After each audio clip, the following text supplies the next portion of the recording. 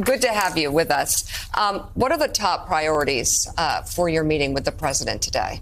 Oh, this is an important visit for me personally and for Greece because it also marks the bicentennial since the beginning of the Greek War of Independence 201 years ago. It was supposed to take place last year, but because of COVID, it was moved to this year. I will also have the opportunity to address a joint session of Congress.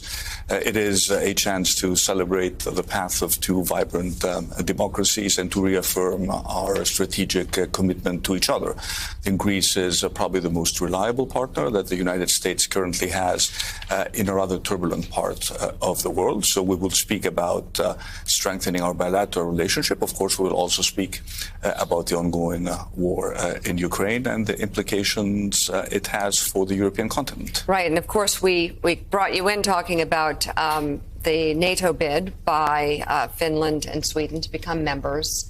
And there's some concern that Turkey has about this. What do you make of that? Will you be discussing that with the president?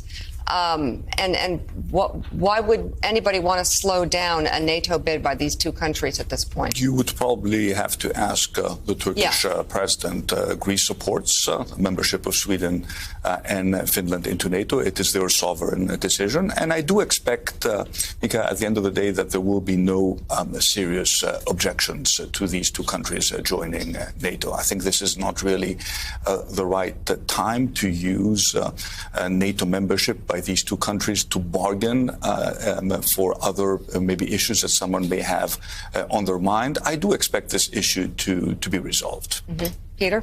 Well, this war in Ukraine, the Russian aggression in Ukraine, has brought Europe together in a way that it hadn't been in many years. The differences between NATO members and European Union members seem to be minimized to some extent. How long do you think that will last? Is there a worry that this eventually the Russians can outlast European unity and wear it down in effect over time?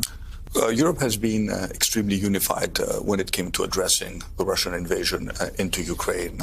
We moved very quickly to implement very, very dramatic sanctions. And I do expect this European unity to last because at the end of the day, what is happening in Europe is something completely inconceivable. I mean, borders are being redrawn by force. We thought that after the 20th century, this would never happen in Europe. So what's at stake here is not just the sovereignty of Ukraine. It is the security arrangement of Europe as a whole, and that is why I expect European unity certainly to be a given. At the same time, I do need to point out that there are issues regarding the price of energy, which need to be addressed at the European level. We have an extraordinary European Council, which will take place at the end of the month of May, to address these issues, because when we impose sanctions upon Russia, we want to be sure that we don't shoot ourselves in the foot. We want to make sure that we impose more pain on Russia than we do on our own citizens. How do you do that?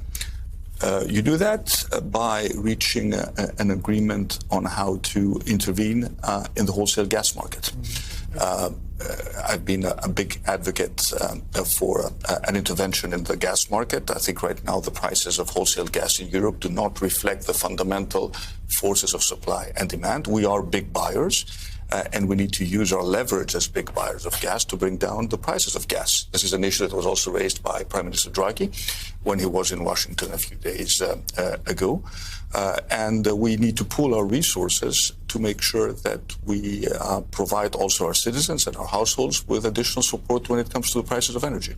So, Mr. Prime Minister, the war shows no sign of ending anytime soon, but it will someday. When that day comes, how does Europe, how does Greece re-engage with Russia?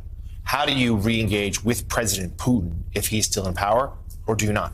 Well, that's a very, very difficult question. Right now, the first priority is for the war to come to an end, but of course on terms that will be acceptable to Ukraine. Right now, there is a real war that's being fought. We're all supporting Ukraine in this effort, including Greece. We were one of the first countries to send not just humanitarian but military assistance to Ukraine.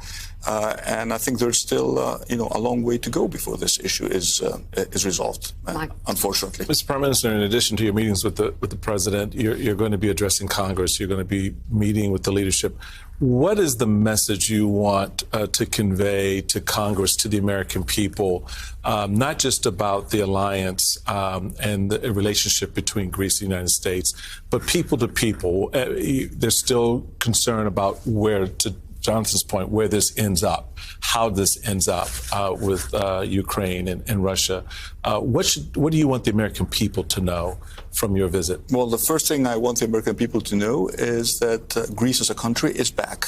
As you know, we went through a very painful financial crisis. 10 years ago, we were still in a bailout program.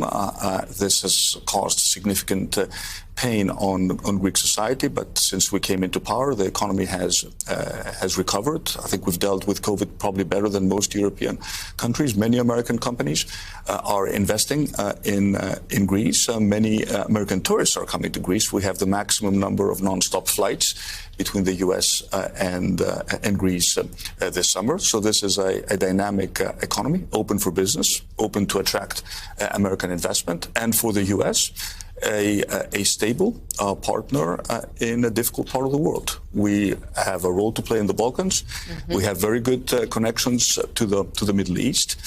We want Greece to be a regional energy hub, to bring in gas, maybe tomorrow hydrogen, from the Middle East into Europe. So we want to leverage our important geopolitical position and the fact that we are a stable and thriving democracy, member of the European Union, member of NATO. So we are a reliable partner for the U.S. And this is an opportunity to, when I will speak to Congress, to celebrate this special relationship. It is definitely a relationship, the two relationships, the EU and NATO, that have found renewed strength in light of this war. Just before you go, with Finland and Sweden fast-tracking them into NATO, if that were to happen, is there the discussion about the concern that this might prompt some sort of retaliation beyond Ukraine's borders?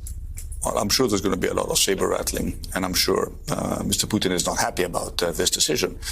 But at the end of the day, Russia succeeded, quote unquote, in uniting NATO, giving it a new purpose, and now extending the alliance from 30 to 32 members. Again, as I told you, this is a very important, it's a momentous decision. If you think that Sweden is a country that was neutral for more than 200 years, it sat out the Second World War, and now it is deciding to join NATO. The same is true for Finland. So we're talking about a new security arrangement in Europe, and I'm sure this is another unintended consequence of this very sort of disastrous decision by President Putin to invade Ukraine. Prime Minister Kyriakos Mitsotakis, thank you very much for coming on Morning Joe. Thank you very much. Appreciate it.